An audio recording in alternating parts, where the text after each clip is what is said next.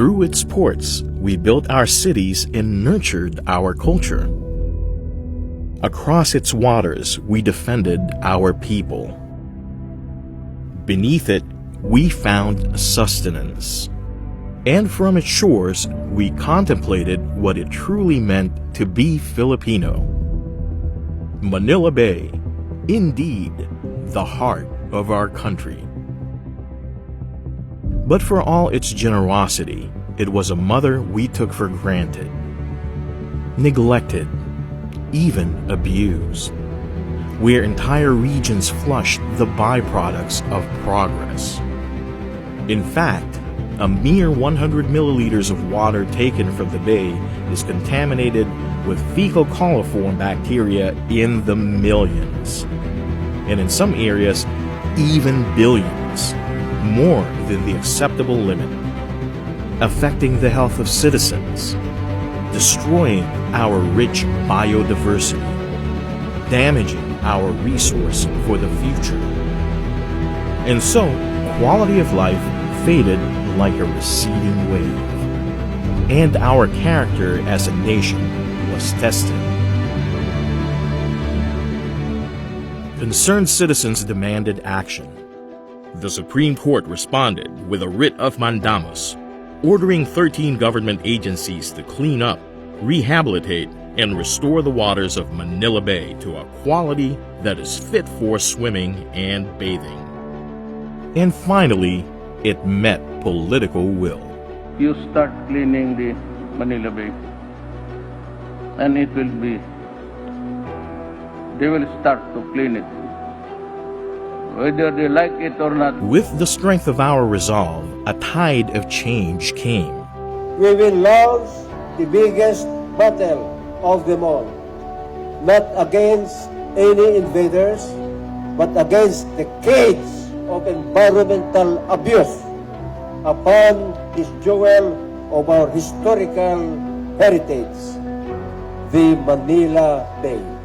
The battle for Manila Bay. Unlike the wars waged in it long ago, this time we fight for it, against old ways, against a culture of neglect, against indifference, against our very selves. A battlefront that spans 190 kilometers of coastline, the countless arteries that lead to it, the cooperation of millions of people, and it needed a surge of spirit to resuscitate this beating heart of the nation. 13 mandamus agencies led the charge and implemented the existing D.E.N.R. operational plan for the Manila Bay Coastal Strategy. 4 approaches to address the main sources of pollution. Liquid waste management, to ensure that water discharged into the bay complies with standards. Solid waste management, to reduce the solid waste ending up in Manila Bay. Informal settler families and illegal structures management, to permanently clear areas from encroaching houses and structures. Habitat and resources management, to protect the biodiversity of Manila Bay. And at the center of it all are partnerships and mechanisms to ensure the success of all 4 approaches. Eventually, an administrative order was issued by the President to bolster our wave of capabilities, with additional agencies and utility providers establishing the Manila Bay Task Force. And I consider this as the greatest challenge of them all. I stand to you, Manila Bay, we will clean you. And together, we went into action. The battle plan consisted of 3 phases, executed simultaneously, with the general aim of improving the water quality of Manila Bay, emphasizing key stretches that suffered the most pollution. And just several months into the battle, we delivered noteworthy results.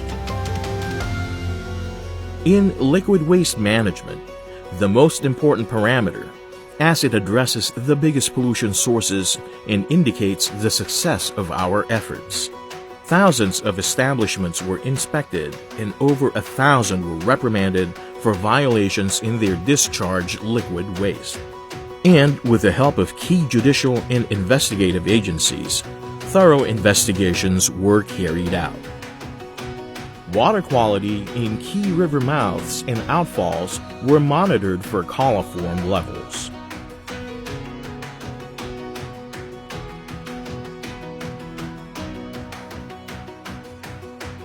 And while almost half of them showed significant decrease in fecal coliform levels, from hundreds of millions mpn to mere millions, there are still a long way to go to meet D.E.N.R's strict standard of 100 mpn per 100 milliliters of water. Water quality was also monitored along the seaside and its bathing beaches, with certain areas showing decreased coliform levels from millions of mpn to mere hundreds of thousands. And certain bathing beaches have already passed our standard. The removal of silt may have caused some areas to register higher coliform levels, so we remain vigilant. More people were also finally connected to proper sewerage systems so that their liquid waste will go to treatment facilities before being discharged into the bay. And other intervention technologies were installed. In solid waste management, an environmental compliance audit was conducted. Hundreds of LGUs disposed of residual waste in approved disposal sites. And many of them established resource recovery facilities and systems. Looking forward to the future, more than 100 LGUs also complied with our 10-year solid waste management plan. More than 1 million kilos of solid wastes were collected from the waterways by the various government agencies involved. And containment technologies were installed. And at the barangay level, millions of kilos of solid waste were cleaned up in weekly efforts, with hundreds of other non-compliant barangays conforming after being issued show-cause orders. Waterways were declogged and cleared of thousands of cubic meters of silt and water hyacinths, utilizing floating dredgers to fast-track the operation, and achieving more than half of the collection target already. In the management of informal settler families and illegal structures, hundreds of kilometers of easement areas need to be cleared. Though it will affect tens of thousands of families, many of these areas are also where the highest coliform levels were recorded, exposing these same families to health risks. Relocation has started for 5 priority areas: Estero de San Antonio Abad, Santo Niño Multinational Riverside, Estero de Magdalena, Isla Puting Bato, and Baseco, where hundreds have already moved into 2 of our resettlement areas. In habitat and ecosystems management, we have laid the foundations to the sustainability of our efforts. Ecotourism sites were established to serve as additional sanctuaries, while existing biodiversity areas were further protected and conserved. Fisheries and maritime laws were strictly enforced, with more than 100 violators apprehended. To support all these, strategic communication, education, and mobilization efforts were conducted.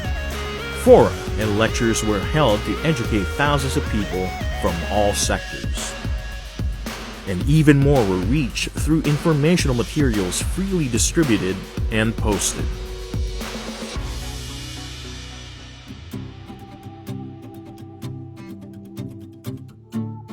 But the journey, though promising, is never easy. There are many challenges to be encountered, some of which are first identifying the sources of pollution But because of what we had accomplished in Boracay, we were pleasantly surprised at the cooperation and support that we've got from the different government agencies, from the local government units, and from the private sector. The major job that we have to do is really behavioral change. And we are doing this by strictly enforcing the law now. We have deployed many Estero Rangers in the different waterways in the Metro Manila, in the National Capital Region, not only to enforce the law and to catch violators, but also to educate the communities on what to do, how to take care of the waterways within the area, so that they have an ownership of whatever we accomplish in relation to the rehabilitation of Manila Bay. So dito po, tulong-tulong po tayo to rehabilitate Manila Bay.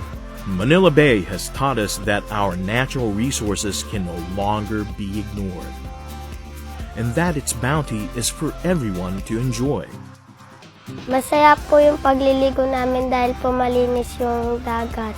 Dati po naliligo po kami sa basura at punong-puno po yung water lily dyan po. Pagbabago ng Baseco, isa na ito siguro sa pinakamagandang progresibo na nakita namin sa panahong ito.